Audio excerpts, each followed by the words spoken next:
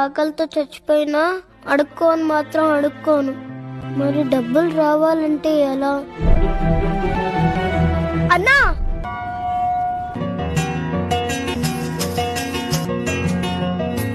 పూ ఎంతరా? 10 రూపాయలు. థ్యాంక్ యూ రా.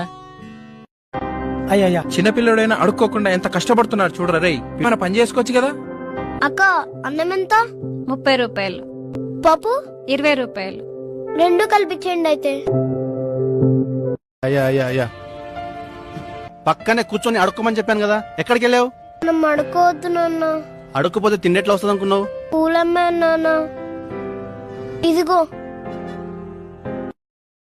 కలిగిన బాధలన్నీ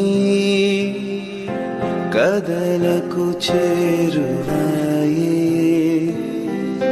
బ్రతుకున ఆశలన్నీ ఇక్కడి నుంచి మనం బిచ్చం అడుక్కోవద్దు నాన్న. పూలు అమ్ముకుందాం.